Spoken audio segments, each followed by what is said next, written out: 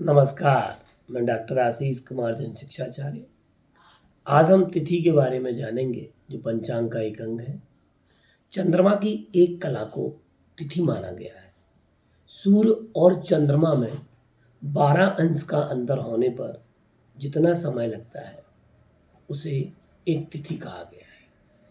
इस प्रकार 180 अंश का अंतर होने पर शुक्ल पक्ष की 15वीं तिथि अर्थात पूर्णिमा होती है तथा 360 अंश का अंतर होने पर कृष्ण पक्ष की 15वीं तिथि अर्थात अमावस्या तिथि होती है और ये विभाजन शुक्ल पक्ष और कृष्ण पक्ष में हो जाया करता है।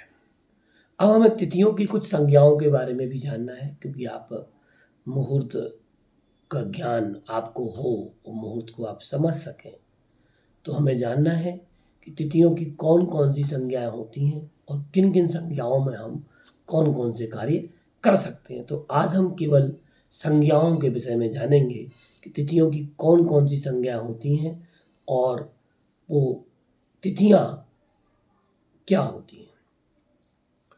तो तिथियों की जो संज्ञाएं होती हैं, ज्योतिष शास्त्र में उल्लेख मिलता है कि इनकी 5 संज्ञाएं होती हैं मुख्य रूप से।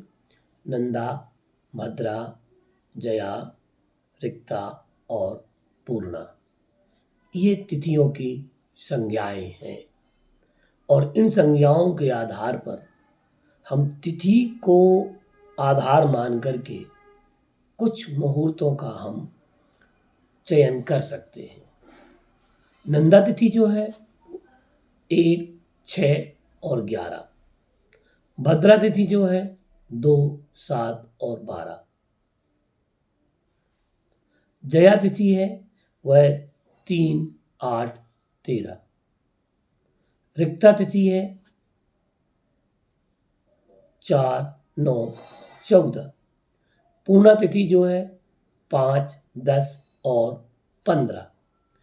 इन तिथियों के आधार पर हम अलग अलग कार्य कर सकते हैं। यथा आपको स्वयं समझ में आ रहा होगा कि नंदा तिथि में आनंद से संबंधित कार्य करना चाहिए।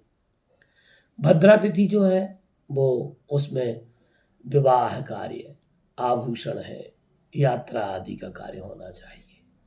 जया तिथि में विजय से संबंधित है, संग्राम है, बल है, पराक्रम है, ये कार्य होना चाहिए। रिक्ता तिथि जो कि रक्तक तिथि है, विषाक्त है, तो विष से संबंधित कार्य है, जैसे विष औषधियों का निर्माण करना अथवा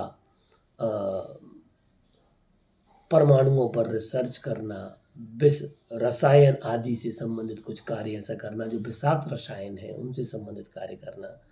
पूर्णा तिथि यद्यपि स्वयं अपने आप में पूर्ण है, 5, 10 और 15 तिथि, तो आप इसका विचार करें और इसमें सभी मांगलिक कार्य संपन्न होते हैं।